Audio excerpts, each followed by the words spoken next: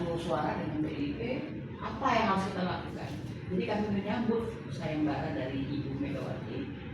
Kami memiliki data-data yang sangat valid karena ini sudah kita olah udah mulai dari tahun 2021 ketika muncul Mbak Menteri, kemudian Gus Dur dalam proses yang mereka sampai di bersama Bang Edi, Profesor Edi Sudarman, kemudian buku Jokowi Undercover.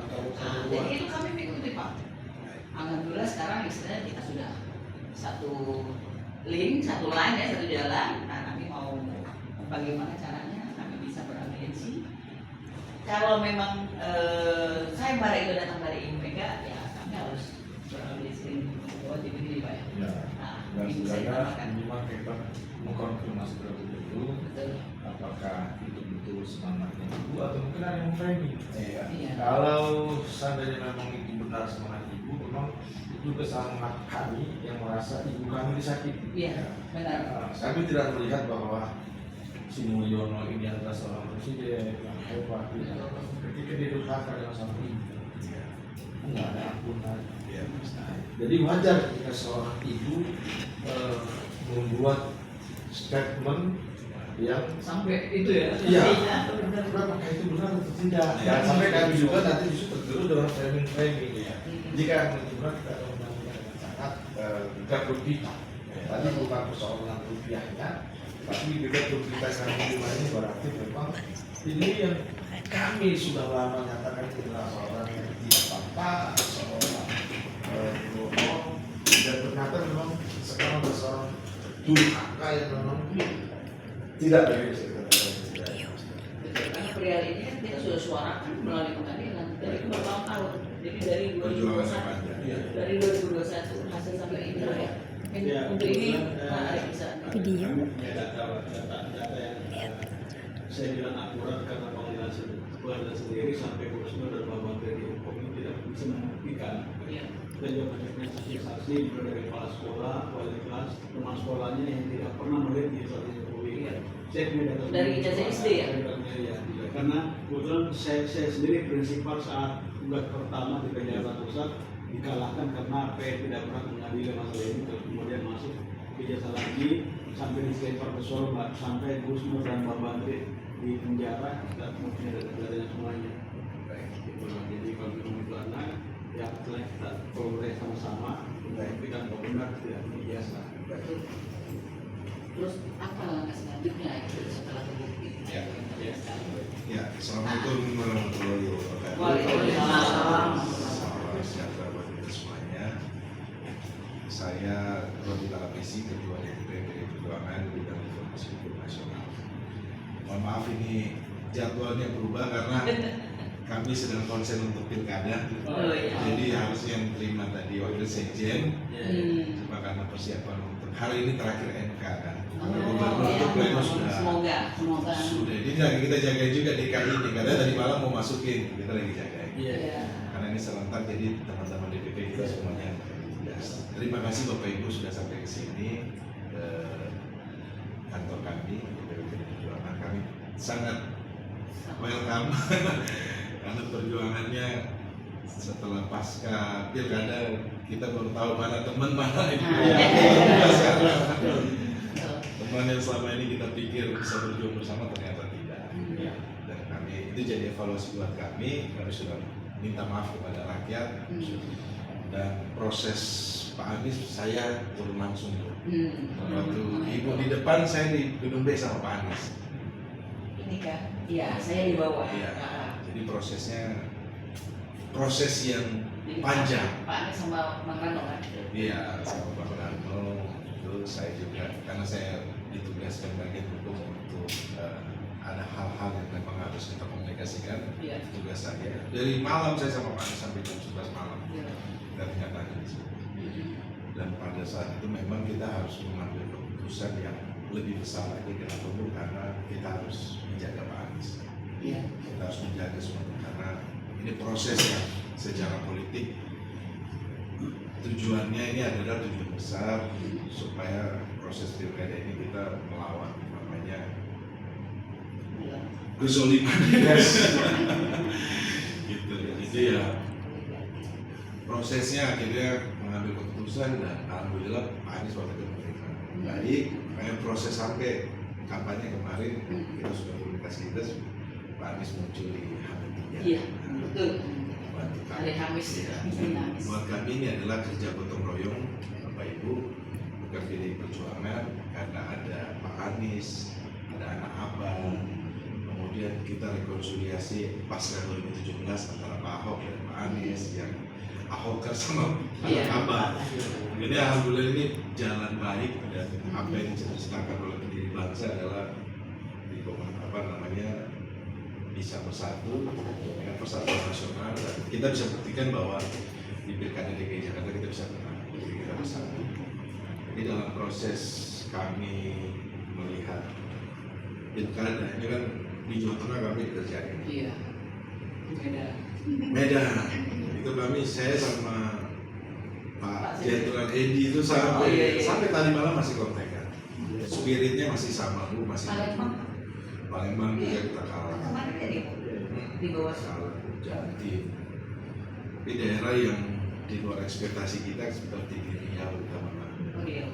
Riau itu sampai Pak Somad bantuin kita juga itu. Pas. Iya. Di Sumut Pak Uwas datang Hamin 7. Tapi kita tahu kan di sana itu benar-benar oligarki terus kemudian aduh udah keterlaluan lah. Tapi kami punya komitmen bahwa bersama Pak Edi kita akan berjuang sampai di akhir. Jadi hari ini akan didaftarkan ke Mahkamah Konstitusi. Saya ikut juga dalam tim Pak Edi. Nanti ada Pak teman-teman yang kemarin juga waktu di Pilpres yang ikut sidang, ada kemarin saya cek ya dari teman-teman dari ini Pak Anies juga, Bang Ari. yang mantan dari KPK, Bambang Wijayanto, kemudian ada beberapa teman. Iya silakan Pak. Jadi terkait dengan kan kita ini dapat serangan luar biasa. Ketika kita sudah bersikap dan ibu itu kan sangat taat terhadap konstitusi, terhadap apa yang sudah menjadi komitmen bersama. Dalam proses ketika ada yang coba melanggar, kami punya sikap. Kami punya sikap. Dan dalam perjalanan kan ini teruji dengan waktu juga Pak. Selama ini kita selalu di garis terdepan karena mungkin komunikasi sama teman-teman, dan ya kami juga merasa bahwa proses ini kita tidak tahu ini tujuannya apa. Terakhir bahwa kita tahu ini tujuannya ternyata itu diri dia dan keluarganya. Dan titik itu ya sudah, kita udah nggak bisa bersama. Nah, sikap dari Pak Sekjen kan sudah sangat jelas, itu merupakan sikap partai dalam hal beberapa momen kritik terhadap pemerintah, terhadap Mulyono ya. Dan itu kami dari DPP kan, saya ini juga, saya Pak Dedi, Pak Dian ini kan cukup vokal juga di media, nanti juga pun disorot. Tapi tidak masalah, kami sudah komitmen dengan apa yang menjadi garis perjuangan. Dalam proses ini kan banyak serangan balik kepada PDI Perjuangan, dan kami melihat bahwa ya ini sudah by design. Mulyono masih tetap tidak berkuasa, dia tetap menguasai. Iya, masih post power syndrome. Jadi ya kami terima kasih banyak Bapak Ibu. Dalam hal ini kan kita di Pilkada sudah bersama, dan kami berharap bahwa komunikasi ini akan terus berlanjut ke depannya. Nah, terkait sayembara Harun Masiku itu menurut kami terlalu berlebihan, karena prosesnya hukum itu sudah ada putusan pengadilan. Di dalam putusan pengadilan tidak ada kaitannya sama sekjen. uang pribadi ya, Dan itu pertanggungjawaban pribadi, dan masalahnya Harun Masiku itu hilang. Itu bukan tugas dan tanggung jawab dari kami untuk mencari. Itu adalah tugas dari polisi atau KPK. Nah, jadi pertanyaan kenapa selalu ini digantungkan? Nah, setiap nanti kita kritik ini isu, tapi buat kami itu tidak akan mengganggu, karena kami pastikan bahwa safety kami clear, dalam putusan pengadilan juga clear, tidak ada masalah. Jadi mereka ini hanya framing aja. Mengalami isu. Terus kalau sayembara terkait dengan yang tadi Bapak sampaikan ijazah palsu Mulyono, saya belum dengar dan ini belum ada arahan. Saya mungkin lihat ini ada yang di sosial media coba. Iya. Tapi kita tidak bicara soal itu, Bu. Tapi kalau Bapak Ibu punya sesuatu informasi, ya kami juga dari PDI Perjuangan siap untuk menerima. Karena kami juga mempelajari putusannya sudah sampai di tahapan itu. Karena kan akhirnya lihat bahwa kata ini Rocky Gerung benar juga nih ngomongnya. Iya. Ya kan saksi ahlinya kan ngomong gitu. Saya itu saat itu Rocky Gerung datang ke Solo saksi ahli, tapi tidak dengar juga sama hakim. Iya. Kita ada 7 saksi ahli kita anukan, 3 termasuk Pak Dr. Taufik itu kadang-kadang Iya. Kami itu selalu punya prinsip, kami selalu pegang prinsip kami bahwa kebenaran yang nanti akan menang. Kami sudah, iya, kami yakin akan itu karena kami sudah dalam proses sejarah. Kami berharap kan dengan Pak Anies bersama kemarin pilkada ini kan bisa satu secah, bisa membangun komunikasi dengan orang yang miskomunikasi dengan PDI Perjuangan. Bahwa seolah-olah PDI Perjuangan ini tidak Islam. Padahal di kami itu ada Baitul Muslimin, pengurus kami banyak yang Muslim, kami di kantor-kantor kami mewajibkan ada musola. Jadi jauh sekali dari framing. Maka kami curiga yang ini kan yang kemarin di Mulyono ini. Iya, dengan Pak Anies itu kan kemarin membangun komunikasi sampai ke titik itu, Pak. Membangun komunikasi sampai ke titik itu. Kami sangat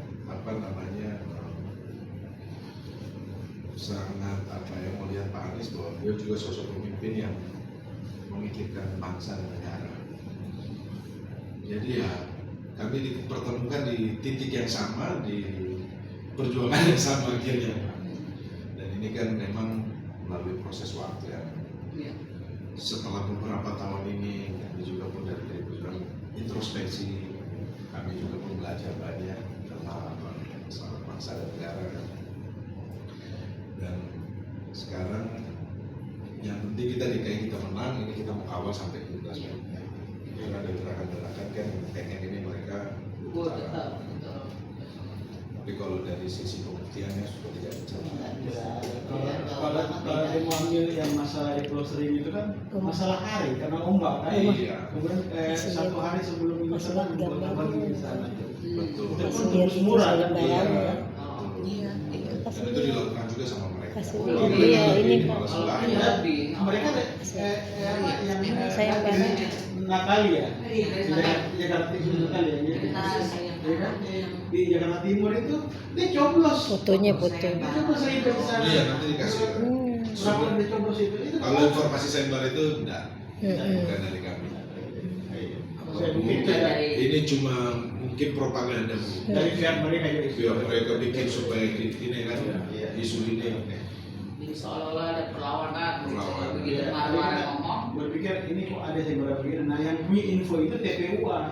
Nah TPUA yang mengangkat ijazah palsu ini. Gitu kayak ini, Bang Egy kan. Iya, saya kenal Bang Egy dari 2009. Iya. Zaman Pak Indra Sanulubis dulu. Ya. Beliau ini pengacara Sambu, pengacara melawan Sambu yang mengungkap semua kasus sehingga Sambu yang saat itu mungkin taruhannya bukan lagi nyawa, warga juga mempertaruhkan saat itu karena malah musik ini tapi sekarang sudah aktif lagi polisi-polisi yang dihukum harus kita ini lagi itu Pak. ini saya PH juga, tapi saya punya hubungan dengan beliau. Roni. Siap Bang, saya Roni Talapesi Bang, junior Abang.